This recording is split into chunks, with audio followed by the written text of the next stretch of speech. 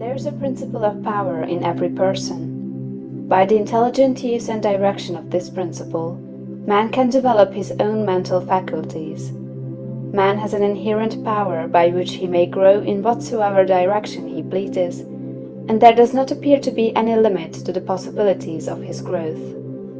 No man has yet become so great in any faculty but that it is possible for someone else to become greater. The possibility is in the original substance from which man is made. Genius is omniscience flowing into man. Genius is more than talent. Talent may merely be one faculty developed out of proportion to other faculties, but genius is the union of man and God in the acts of the soul. Great men are always greater than their deeds. They are in connection with a reserve of the power that is without limit. We do not know where the boundary of the mental powers of man is.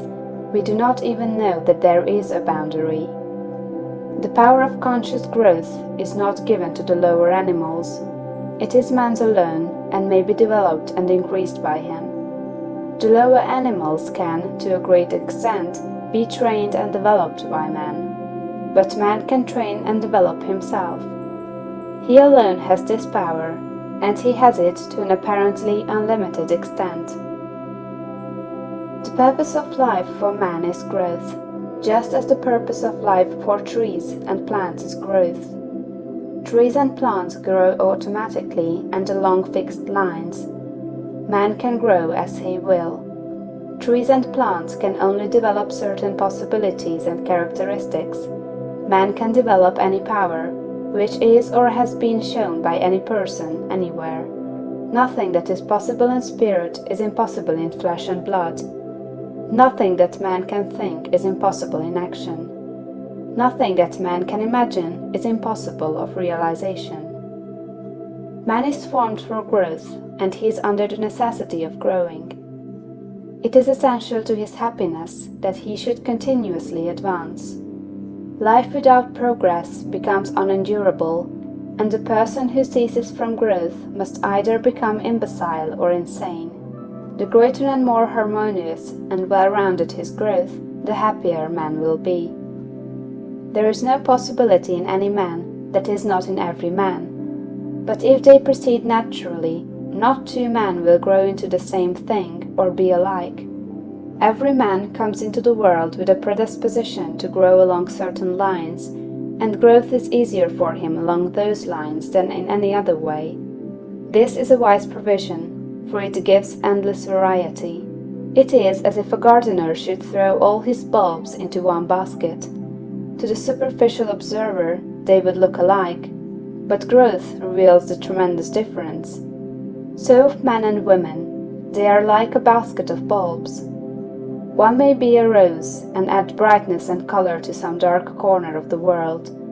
One may be a lily and teach a lesson of love and purity to every eye that sees. One may be a climbing vine and hide the rugged outlines of some dark rock. One may be a great oak among whose boughs the birds shall nest and sing, and beneath whose shade the flocks shall rest at noon, but everyone will be something worthwhile, something rare, something perfect.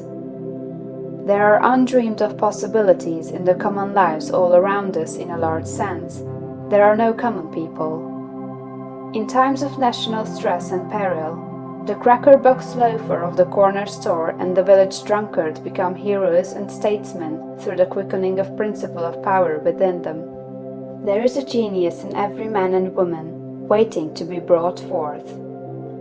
Every village has its great man or woman. Someone to whom all go for advice in time of trouble, someone who is instinctively recognized as being great in wisdom and insight. To such a one, the minds of the whole community turn in times of local crisis. He is tacitly recognized as being great. He does small things in a great way. He could do great things as well, if he did but undertake them. So can any man, so can you. The principle of power gives us just what we ask of it. If we only undertake little things, it only gives us power for little things.